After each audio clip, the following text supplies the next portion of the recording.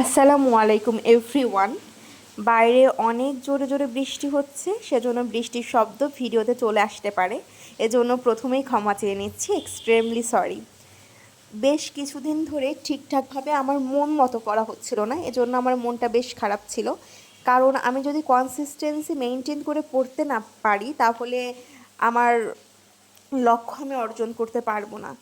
এজন্য গতকাল রাতেই আমি সিদ্ধান্ত নিয়েছিলাম যে আমি সকালে উঠে পড়তে বসবো ভার্সিটিতে যাওয়ার আগে। বাট রাতে আবার ভালো করে ঘুম হয়নি এই টেনশনে যে সকালে উঠে যদি আমি পড়তে না পারি। তো 5:30টার সময় অ্যালার্মের শব্দে ঘুম ভাঙলো। দেন আমি রেডি হয়ে ফ্রেশ হয়ে পড়তে বসতে বসতে 5:50, এবং আমি ম্যাথ করছিলাম। কারণ আপনারা সবাই জানেন যে ম্যাথে আমি কতটা দুর্বল। আমার প্রতিটি ভিডিওতেই আমি বলি যে আমি ম্যাথে খুব দুর্বল। তো সেই দুর্বলতা কাটিয়ে ওঠার জন্যই ম্যাথের প্রতি বেশি বেশি নজর দিচ্ছি, যেন বেশি বেশি চর্চা করার চেষ্টা করছি, যেন আমি ম্যাথটাকে আমার স্ট্রং পয়েন্ট হিসাবে আমি গড়ে তুলতে পারি। তো গড়ই করছিলাম, খুব ঠান্ডা মাথায় করছিলাম, এবং সত্যি কথা বলতে আমার গড় করতে খুবই ভালো লাগছিল ম্যাথগুলো করতে।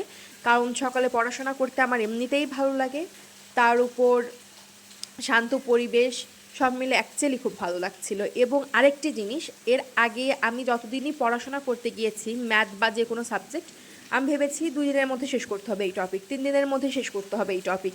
কিন্তু গতকাল রাতে একদম আমি মাথা থেকে ছেড়ে ছেড়ে ফেলে দিয়েছি যে এই টপিক এই 5 দিনের মধ্যে শেষ করতে হবে। বা এই টাইম ডিউরেশনটা আমি বাদ দিয়ে দিয়েছি। আমার এখন মাথায় আমি এটা নিয়েছি, তোমার একটা টপিক শেষ করতে যতদিন খুশি লাগুক কোনো সমস্যা নেই, বাট এমনভাবে শেষ করবে যেন যেভাবেই প্রশ্ন করা হোক তুমি খুব ভালোভাবে প্রশ্নের অ্যান্সার দিয়ে আসতে পারো।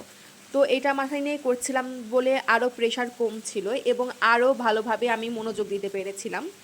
তো আমি ইউটিউব থেকে মেইনলি ম্যাথগুলো করছিলাম।